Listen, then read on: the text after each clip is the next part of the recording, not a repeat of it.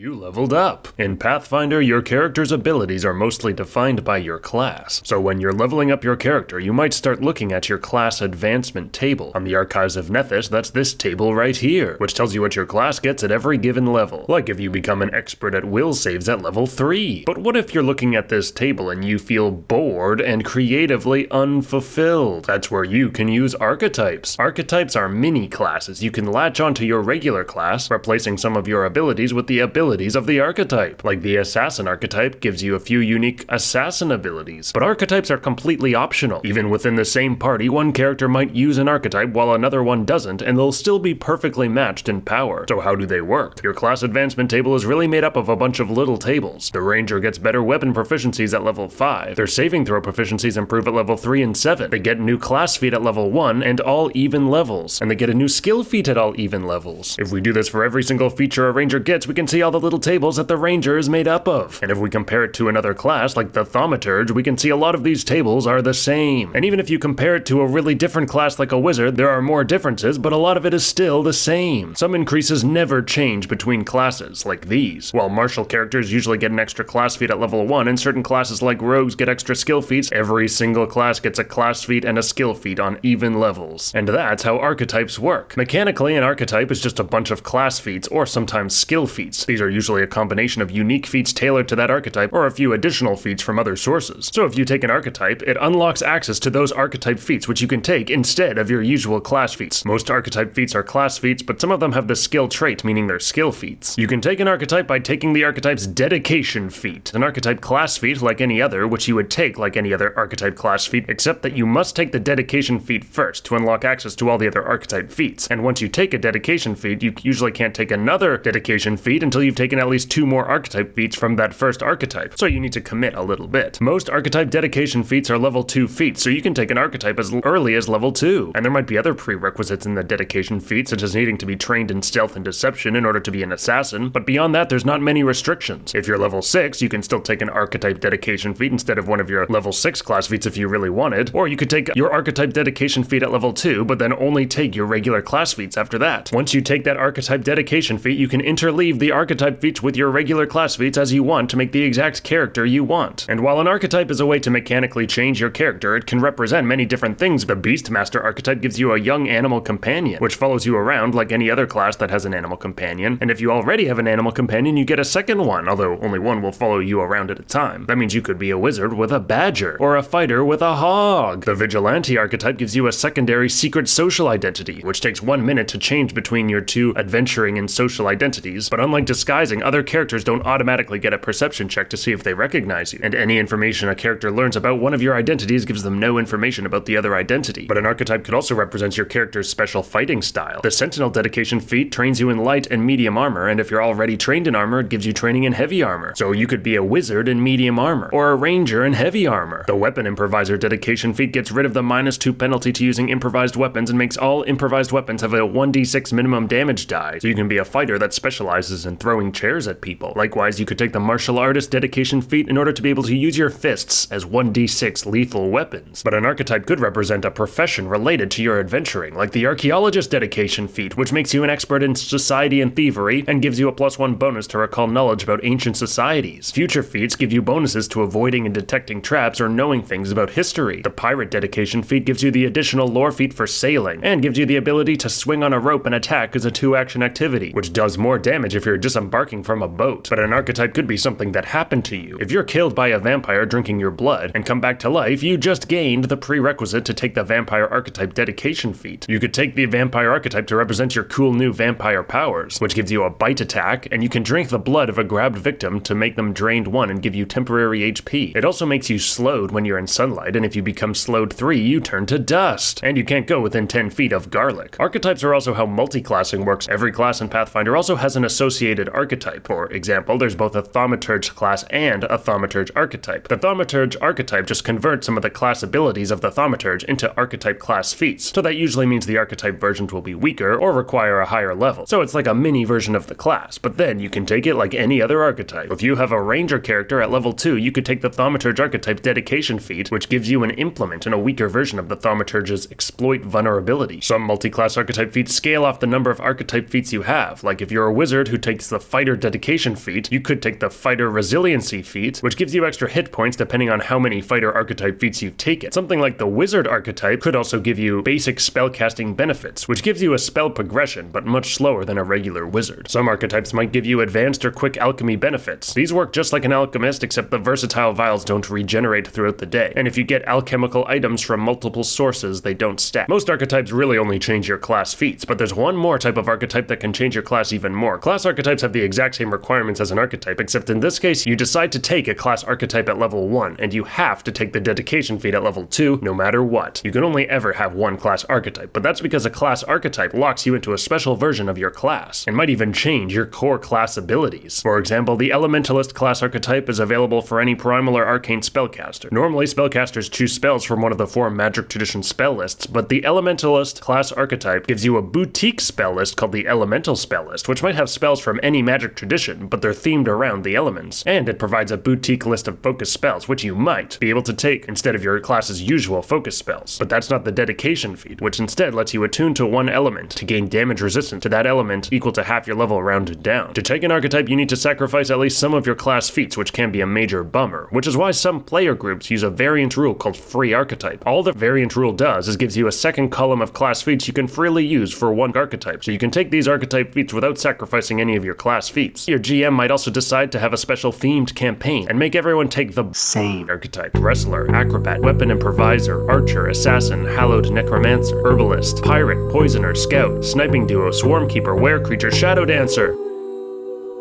This video was brought to you by PlayerCore 2. Thank you Paizo for my complimentary copy.